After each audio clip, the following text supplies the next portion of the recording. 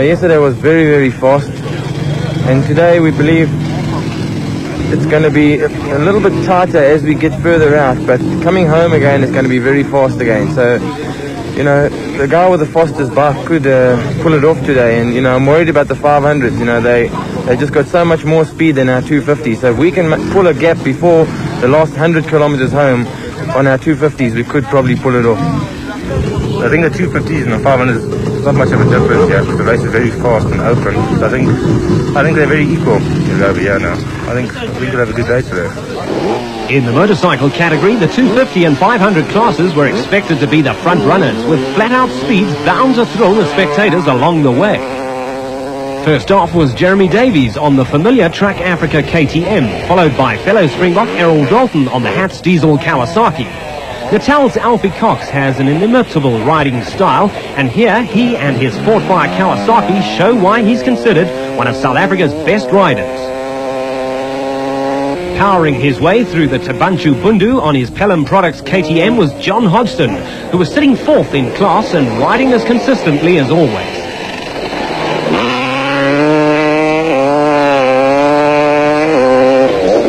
Young Bevan Berthold was the first privateer among the top 10 and maintaining his pace on the KTM. Newly capped Springbok Sun City Honda rider Kevin Tebbit rode a hard and fast race, while behind him the first of the 200 class was setting a cracking pace. Chasing Yuri Human on the Hatz Diesel Kawasaki was Winston Yamaha rider Brian Bonterkonen. There was drama for RP Reinicke and Lucas Dreyer, who smacked a tree in their BP Ford. Reinicke gave us some details. Ons het gery agter die kar wat net voor ons was en ons het probeer verbygaan. In die proses was dit teen 'n helling geweest, dit was nat geweest, die gras is nat en het ons begin gly en ons voertuig het oorgereageer, oversteer soos die Engels sê, en ons kon hom net nie beheer nie en die volgende oomblik is teen 'n boom gebots en dit was die einde van ons dag geweest. And drama too for Klaus Degener and Robin Yates, whose petrol cans had taken in rainwater and had unknowingly been emptied into the Chenoweth's tank. Put water in instead of petrol. Now this is a very silly thing to do, and we're not pleased with our service crew at all, and they're going to have their fingers smacked several times when we get back to the hotel. Just outside Wepener, Carolyn and Skolthammer were going flat out, their Porsche-engined raceco performing effortlessly. At this pace, there was little chance of any of the competitors catching them before the finish. Way behind the dust of their raceco, Roger Westermeyer was going at top speed, having worked his way up to second position and still leading Class 9 in the Eskimo Refrigeration Orco.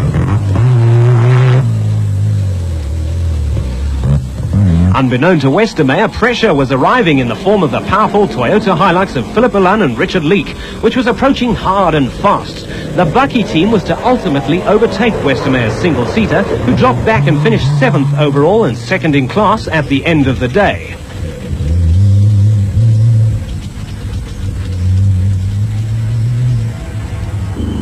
Lying fifth and going like the clappers were the Mateers in their Meyerton Toyota Raceco. They've had a relatively unsuccessful year in their new space frame, but were hoping to end the season with a good result.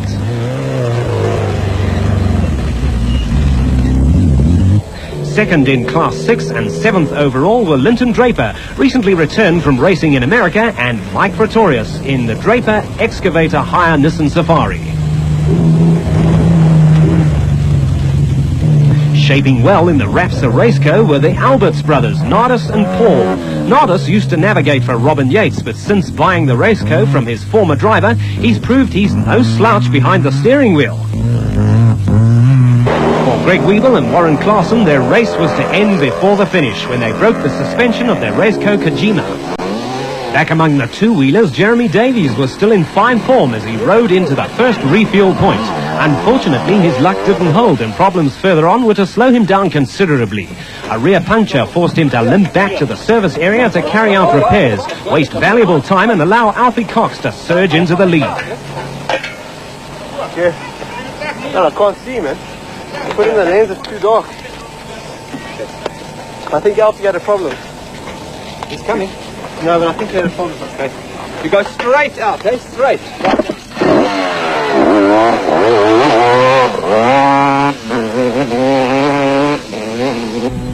And Alfie was indeed on his way. With not just one, but two moose problems and then running out of fuel, Davies was to drop way back down the field while Cox took the lead and stayed there for the remainder of the race.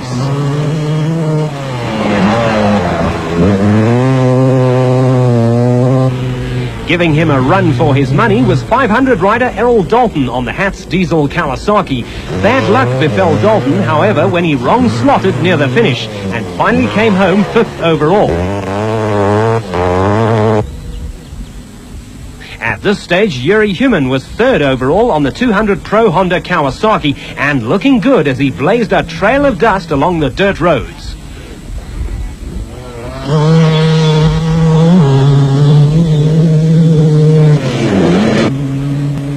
Barreling along at a good rate of knots on the Pelham Products KTM was John Hodgson, who didn't seem at all bothered by the dusty conditions which made visibility difficult at times.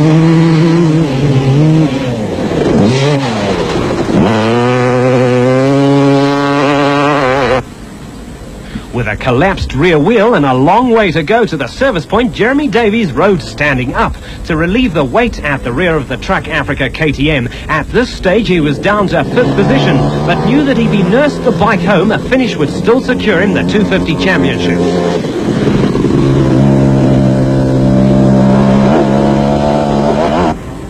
Ever the showman, Winston Yamaha rider Brian Bontekoning was going along in fine style.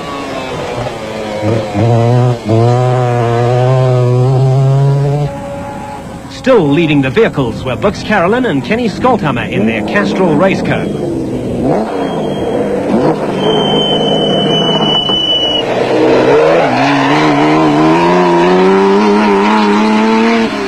Lying second were Philip Milan and Richard Leake in the Toyota Hilux, applying pressure from the rear with the two racecoats of Arnold and Estelle Mathieu and Nardis and Paul Alberts.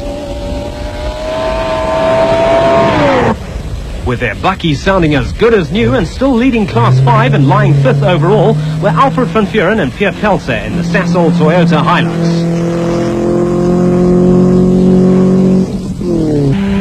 Restoring the honour and glory to Natal was Rob Gibson in his seal-coat Chenoweth, who after overtaking Roger Westermeyer went on to win Class 9 and take a well-deserved 6th overall.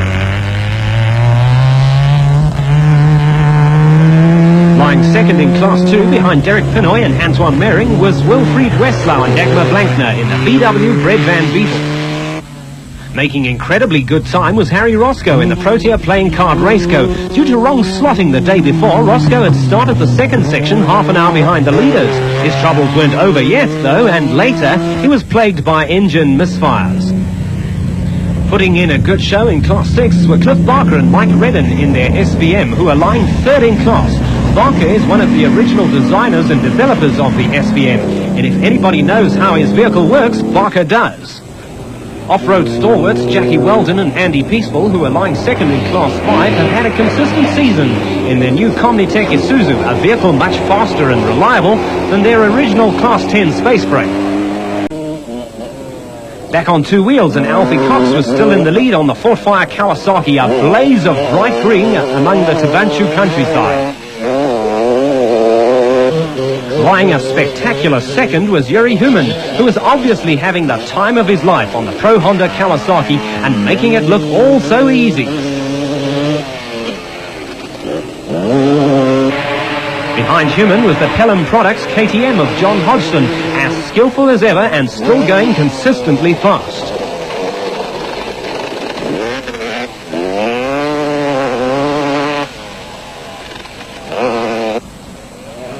Brian Bontekoning, who was to finish 6th overall in the 200 championship class, wasn't that slow either. He was hanging on the cable with the throttle wide open and at this stage lying 4th overall.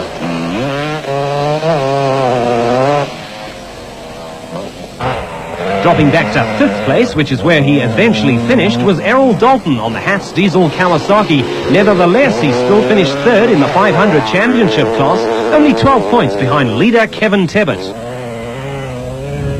Graham McLaughlin on the Lesotho Office Equipment Kawasaki rode home to take 6th overall and 3rd in class. In the championship stakes, he finished 4th in the 200 category. Another win plus the championship title for Carolyn and Skolthammer. That was the way to go out. If you're going to go out guarding glory, they know that we've given them a carrot once and for all. That's it. We enjoyed the race. It was very fast. If it had been wet, it would have been something else. But seeing it was so dry, it was quick. But it was. Kenny and I enjoyed ourselves. We had fun. Nobody could catch us today. 37 vehicles finished the event, 20 of which were space frames, 12 buckies and the rest buggies.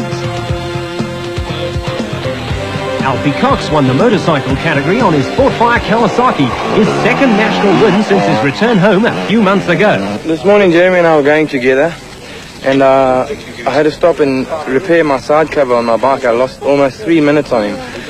So I came back to 2 minutes again, and just after the service point for the first time, Jeremy got a puncture in the rear wheel.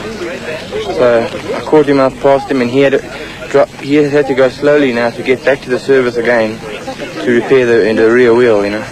And I've had Errol Dalton just behind me, you know, about 100 kilometers out. And I've been worried because it's a 500 and, you know, he's just so much faster on the fast roads. But the marking was excellent. It was a magic event. I really, really enjoyed it. A total of 33 motorcycles finished this very quick race, the 200 class seeming to dominate the leading entries. Everyone agreed it was a great event with which to end the season.